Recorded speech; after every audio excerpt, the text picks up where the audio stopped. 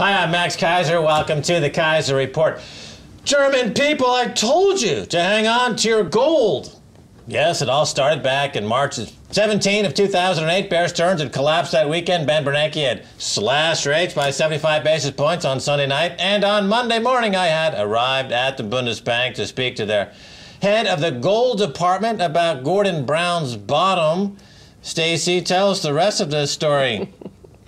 Brown's bottom is not the physical bottom, but the bottom in the gold price. It's like a several hundred-year bottom in the price, and that's when Gordon Brown decided to sell off half his gold supply. So we went to Germany to ask the Bundesbank why they kept their gold in order to highlight why Britain would get rid of their gold.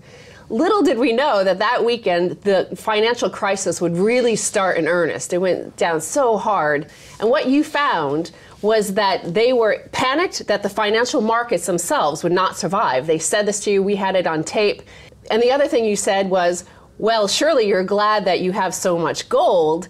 Can I see it? And they said, no, it's all in New York. And since that time, there's been a growing movement in Germany to try to figure out where the gold is. Germans are concerned now that the global financial crisis is entering into its end game of sovereign bond blow-off, and the only thing left will be gold. People in Germany want to know, well, is 60% of their gold actually held out of Germany? Are we really that exposed to this downturn?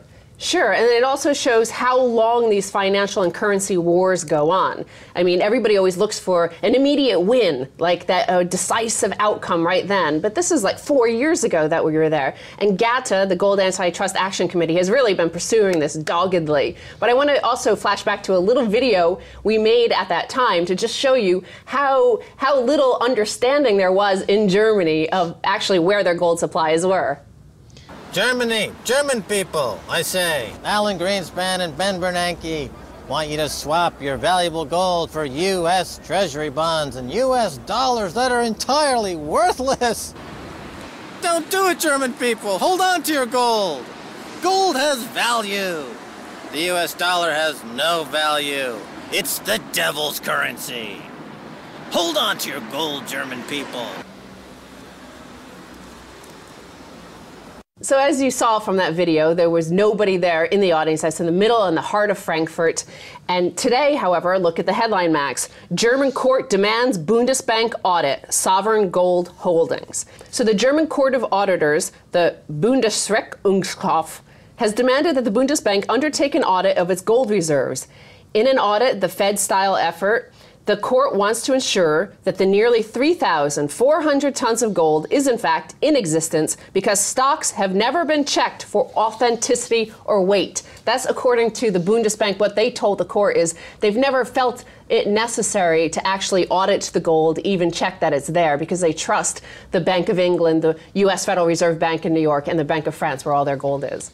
Right, well, the Bank of England and the New York Fed have been lending that gold out to support the rehypothecation schemes that created the multi-hundred trillion dollar bubble. So I think Germany will be shocked to find out that their gold doesn't exist anymore. They're going to have to buy it in the open market, and as they do so, they'll spike the prices to even higher prices.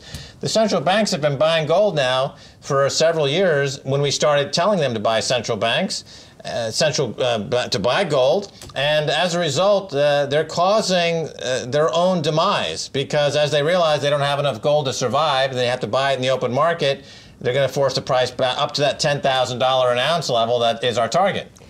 And now, back then in 2008, when you were there in the center of Frankfurt, telling the people that they should hang on to their gold, of course, everybody assumed that they had gold. They thought they had the shorts on out in the ocean and the tide has gone out, which is the financial crisis. And the Germans found out that they actually don't have all that gold that they felt so secure holding. Well, just like the German banks got hoodwinked by Wall Street by selling them junk bonds that Moody's and S&P had given AAA ratings to. That was a scam. That was a scheme to defraud German banks. The German people, however, have a tremendous sense of guilt. So they didn't focus on this. They didn't want to rekindle the whole 60 years worth of German bashing. So they allowed themselves to be sold toxic sludge from Wall Street. Wall Street, of course, played on this. They gave junk bonds AAA rating. They ended up in the Bundesbank and Frankfurt and German banks and European banks. Now, to add insult to injury, Wall Street is saying, you know, you don't have your gold either. So, Germany, I know you've been quiet for a number of decades, but maybe it's time to think self-preservation. Well, I think they're putting their toe in the water of self-preservation, because this story then goes on to say the decision means negotiating with 3 foreign central banks for physical verification. But in anticipation, the Bundesbank has begun the process of shipping 50 tons per year from the Fed back to Germany for the next 3 years. Well, that means nothing. I mean, they're going to buy gold in the open market. As long as they don't have to disclose hundreds of tons, thousands of tons, they'll happily buy it in the open market and ship it off and say, oh, here it is. There's no audit trail. There's no standard for accounting. There's no bar number, gold bar. There's nothing. It's just a hodgepodge of non-accountability. It's similar to what we've seen in the banking system for the past few years. There's no accountability. There's no chain of ownership. It's just gold that they're going to try to buy in the open market. They'll end up buying it from some poor Indian people. You know, the Indian population has 18,000 tons of gold. It's the biggest gold hoard in the world. The Indians are set to inherit the earth as soon as the U.S. bubble and bonds and UK gilt market implodes.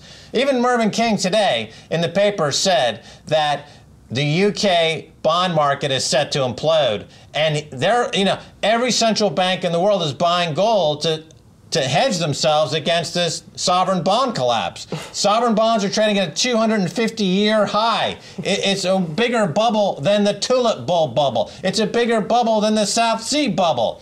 Central banks are buying gold. Germany is saying, oh my God, what about our gold? And Wall Street is saying, we sold you junk, rated AAA, and we told you your gold is safe, but it's not. Germany, boy, you're getting screwed, buddy.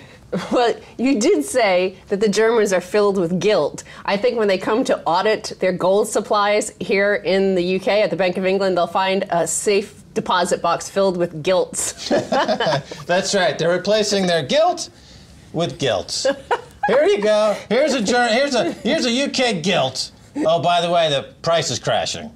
Oh, well, here's an IOU for worthless paper. Goodbye, Fritz. Have a nice day. Say goodbye to Jeremy Clarkson on your way out. He's a big lover of the Germans, isn't he? Well, speaking of coming to London to look for their gold, the next headline, Max, more on the German gold reserves controversy. Where is the gold? So this is Jesse's Cafe Americain covering this story. He's covered some of the stuff we've already looked at. But then at the end, he talks about the latest from GATA.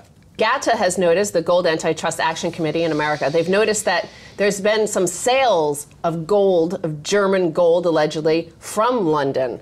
And so the fact that they actually haven't made an official announcement about this, they say, means that the lack of announcement of the sale of the German gold in London suggests that the sale was actually part of a gold swap with another central bank, like the New York Fed. Of course, the UK has been selling German gold to offset all of the losses we see in the UK banking system. The London whale, they lost billions of pounds. Then you had the MF Global, remember? Jamie Dimon at JP Morgan stole $1 billion directly out of customer accounts. How do you make whole on those stolen funds? Well, let's sell some gold. Gold has intrinsic value. There's always a market price for gold. Nobody doesn't accept gold. It's been that way for 5,000 years. Now the Germans are, it's really, I think, going to be a shock that they're going to re-inflame the antagonisms from 1930 through 1940, but it's in keeping now with this World War III scenario, which is the currency war. So with this story about the gold being sold out from London, now remember, the courts have now ordered the Bundesbank to conduct an audit. So GATA says the powerful implication here is that German gold in London was sold at the behest of the United States, and in exchange, Germany took title to United States gold vaulted in the United States. This way, the Bundesbank could continue to claim ownership of the same amount of gold without lying, at least not technically. So again, this is that whole rehypothecation that you talk about. And London, of course, is a place where they're allowed to rehypothecate infinitely. So in fact, German gold held in England, even though it's probably smaller in terms of the quantity compared to the U.S. Federal Reserve Bank of New York, is probably rehypothecated so much times over. Well, this is why the UK economy is at risk of imploding. That's why we do our show in the UK. We do the show in London because we want a front row seat and watch the city of London collapse. They have the lowest stockpile of gold as a relative to percentage to GDP of any of the G20 nations. Gordon Brown foolishly sold half their gold at a 100-year low. And now that the sovereign banks around the world are buying gold and the sovereign bond market's topping out and getting ready to crash, then the UK is at risk. The British pound is already crashed against gold and silver. How badly will it crash going forward? A lot worse. That's why we're here, to watch the carnage behind me in London, to bring it to you, the viewer, around the world. Germans, if you're upset by how badly the U.S. and London has screwed you, at least watch this show, because we'll try to get some retribution, as David Cameron will call it in his speech, why he should bash a hoodie. Oh, David, you're so bad. Why did you swing your purse at them? Oh, I'm so frightened from David Cameron. He's seeking retribution. Oh, I'm so scared. Go back to eating, buddy. Get some of that, backstall shower pleasure. Let's be frank about it. I mean, you know the deal there. And that's why they run such an ineffective government, isn't it? Well, back to Brown's bottom. And yeah, see what I'm talking about? Here in London, you always see parades of people bicycling with their bottoms flashing out. What's Pippa Middleton, the royal heiress contingent person? What everyone talks about, her bottom. What are these folks from Eton, whether it's Cameron or his little coterie friends? Their bottoms. They're fixated on their bottoms. No wonder the country's going into the toilet, because they can't stop focusing on their bottoms. I'll tell you a bottom in gold has been reached, and we're heading to $10,000 an ounce on gold. That's the only bottom you need to worry about. Okay, get your finger out of your bottom and focus on your economy, Osborne, you cushy little Eton mess, gorging slime bucket. Okay, let's finish this last headline here. So when we were there in Germany at the Bundesbank, we did mention a quote from Alan Greenspan regarding Brown's bottom, i.e. he's selling half of Britain's gold supply. He said that it was basically, I'm paraphrasing, that it was a stupid idea because in extremis, as Germany learned during World War II, is that the only currency you can use, always, is gold. So it was dumb to get rid of it. And this is one of the things why we said all individuals should own gold or silver in this currency war time, because IMF's epic plan to conjure away debt and dethrone bankers. So there is a magic wand after all. A revolutionary paper by the International Monetary Fund claims that one can eliminate the net public debt of the U.S. at a stroke and, by implication, do the same for Britain, Germany, Italy, or Japan. The conjuring trick is to replace our system of private bank-created money, roughly 97% of the money supply, with state-created money. We return to the historical norm before Charles II placed control of the money supply in private hands with the English Free Coinage Act of 1666. Yeah, and if my sister had a she'd be my brother. All right, Stacey Herbert, thanks for being on the Keiser Report. Thank you, Max. Stay tuned for the second half. I'll be speaking with Goldbug and author Dominic Frisby. Yes, that's his actual name.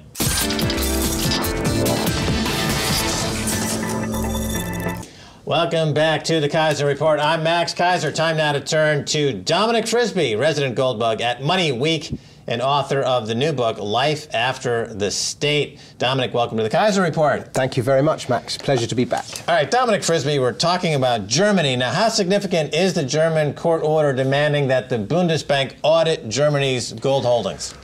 Well, we don't know how significant it is because we don't know if the gold holdings will actually be audited. But the big suspicion is that there is a double entry on that gold, that the gold has been leased out to somebody else.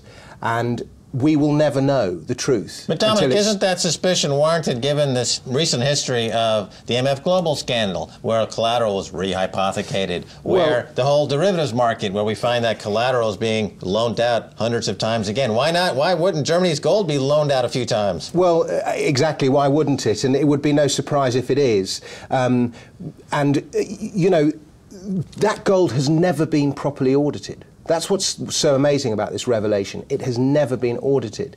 And then you go one stage further, and then you think the American gold, despite repeated claims, now America is, of course, the world's biggest gold holder with 260 million ounces. That gold hasn't been audited in in over 50 years. And every time attempts have been made to audit it, what always happens is we'll give you a little bit and you can audit that. That's what they're saying this time. Yeah, absolutely. And, you know, that's a hell of a lot of gold. 100 million ounces, or in the case of America, 260 million ounces. That would take a heck of a lot of auditing. But given the importance of those gold reserves, you just think it would happen. And all we have at the moment is the assurances of central bankers, which are, to coin a phrase, only worth the paper that they're written on. Right. Now, gold is becoming hugely important now because there's two flights of quality going on in the world today. People who are frightened by this financial collapse and the geopolitical unrest, they're moving either into bonds, and they're also moving to some degree into gold. Now, bonds are trading at a close to 250-year high. Bonds, the government bonds, is the mother of all bubbles, and there's so much money waiting on the sidelines, waiting to pile into a short on government bonds.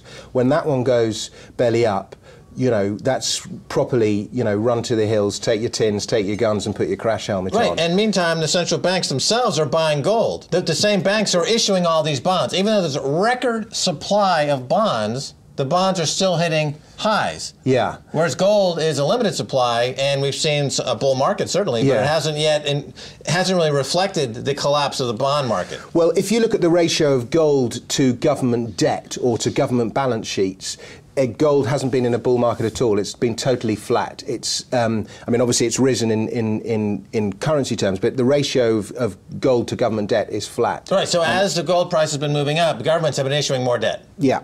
So, in fact, you could say the bull market in gold relative to the bond market hasn't really even started yet. You certainly could say that.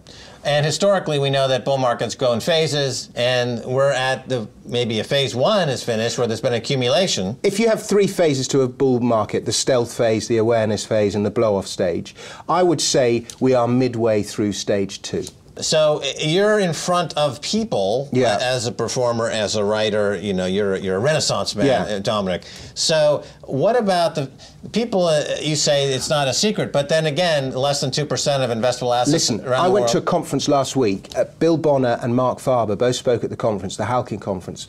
You know, it was full of hardcore Austrian economists, sound money bugs, libertarians, those kind of people. Maybe 150, 200. Mark Farber said to the audience, who here owns gold? And I would say 3/4 of the audience put their hands up. And then the chair, Bob Cato, turned around and said, okay, who has more than 5% of their net worth in gold, excluding ETFs? And only 20% of the room put their hands up. And that was, and maybe even less than 20%. And that is hardcore gold bugs. That isn't Joe Public. And so, you know, gold, physical gold, is still under-owned. Okay, so to explain ETF, Exchange Traded Fund, it's a proxy for gold. Tracks the price of gold. Some would argue that it's paper gold. And in some cases, like the one with the GLD ticker symbol in New York, it's not really gold at all. Whereas the ones in Canada or Eric Sprott's has an ETF, which is the physical bullion, so one must be aware of what's going on. But your point is well taken, that even amongst the hardcore professionals, the ownership at more than 5% of the actual stuff, not the paper stuff, is low. Now, spread across the entire economy and global investors. Can I interrupt you just for 1 second? Please do, yes. Let's say that Germany's gold isn't there. Yes. Then suddenly, and then you know that it's been leased out to someone else. The implications of that are just because suddenly Germany, the second biggest economy or third biggest economy on the planet, doesn't have gold. What value then does its currency have? The implications, and then what happens between relations between Germany and the US? I think what you're alluding to here is the old animosities between Germany, the rest of Europe, America, seem to be increasing around a theme some call World War III, the currency war. Your thoughts? I don't think there's going to be a war between Germany and America, but, you know, economic crises usually end in a war of some kind. And the big issue is it going to be between China and the States? Is it going to be between the Muslim world and the, you know, it could be any... Yeah, but what if the Treasury here in the UK, when Germany comes for their gold, gives them instead a bunch of gilts? Or IOU and say, well, we don't have the gold, but here's some bonds. Well, I mean, Germany, they're not wimps. Well, I imagine the reaction of central banks in that case would be immediately to take those gilts, sell them, and buy gold on the in the market. But that's going to dramatically push the gold price up. Right, it's interesting, by the way, that gilts actually means gold. Yeah. Interesting, ironic, tragic. Yeah. You be the judge. All right, so another big player in the gold market is China. They have, ostensibly, according to the latest reports, 1,000 tons or so. They built that up from 500 tons in a pretty rapid amount of time. They're also the biggest miner of gold, and they keep all the mine domestically. Rumor is, maybe you heard some inside scoop on this, that they're out there around the world secretly hoarding gold, and to make another surprise announcement soon that they've taken that 1,000-ton position to 2 or even higher 1,000 tons. What do you hear? Well, it's certainly... China is the world's biggest gold producer. I had dinner about a year or two ago with the head of gold at HSBC, and one of the things that he described, and most of the world's gold goes through HSBC at some stage, and one of the things he described looking at the gold in his vaults is despite the fact that China is the biggest producer, he never sees bars with Chinese stamps on it. In other words, China is hoarding all their own gold. They do not export any of it. And, you know, the implications of that, you know, every few years China makes an announcement about how much gold it has, and I think the next time they make that announcement is going to be considerably higher than the amount they have now. I also hearing rumours about African barrack having trouble with their mines in Africa, and the Chinese making plays on African barrack, huge gold producer. Oh, so American Barrack's African subsidiary. I would imagine. African Barrick Gold spun out its African assets into a separate company, which is African Barrick. Okay, it's either Canadian or American Barrick. Canadian. It's Canadian, okay. Yeah. So, well, this is an interesting situation because you have, as I said at the top of the interview, people who are frightened by the geopolitics of our era, who are frightened by the financial crisis, are running to two places, bonds and to some degree gold. But these are two diametrically opposite investments in a lot of ways. They are. So somebody's going to be the huge loser and somebody's going to be an enormous winner. I think we can clearly see. Why is it our people so, they assume that bonds, let me ask you this question, they assume that bonds are safe. They don't understand that bonds are as risky as anything else. Why did you write for Money Week? Money Week is kind of, it goes to the mid-market, right? It's not meant to the professional. Well, it's pretty contrary, but yeah, it is aimed at at people who have money but don't necessarily work in finance. Okay, so these people, even of that caliber of sophistication, which is above the average, they still don't get this idea, for the most part, that bonds are as risky as anything else, given fluctuations in interest rates. Well, I mean, the good thing about Money Week is it does try to put all the different points of view across, and there are some writers who write for Money Week, James Ferguson, who's been very pro-government bonds, and there are other writers, myself included, who have said avoid them. Now, up to now, James Ferguson's call's been right and mine's been wrong, but I still maintain that when this bond market, I think it's an artificial market. Central banks are printing money to buy their own government bonds. The UK... the Bank of England makes up now something like 50% of the buyers of UK bonds. Now, that's an artificial market. The Bank of England has become the market. And if there was an actual genuine market for government bonds, then yields would be considerably higher. And but this artificial market has created a situation where governments don't have to make the cuts that they have to make, instead, because they're able to sell their debt cheap. So governments have continue to expand when they should be cutting, and the market can stay irrational a lot longer than you can stay solvent, to misquote Keynes. But the point is, when this goes, I just think, hide. Dominic Frisby, you've also written a book. Tell us about it. Yes, I have got a book out. I'm funding it with a new publisher called Unbound. It's a book calling very much for change. I try to explain the economic crisis and the drivers of the economic crisis, but I've found alternative explanations. I place the entire blame for this economic crisis and the bloated financial sector and the bloated government sector. I see it as entirely a consequence of our flawed system of money. And so I try and explain the economic crisis in these terms. I'm trying to do what Malcolm Gladwell, who wrote Outliers, did for his subjects. I'm trying to do a similar thing about economics and about this financial crisis. And and I offer solutions. Now, I should say, another book explaining the economic crisis, oh no.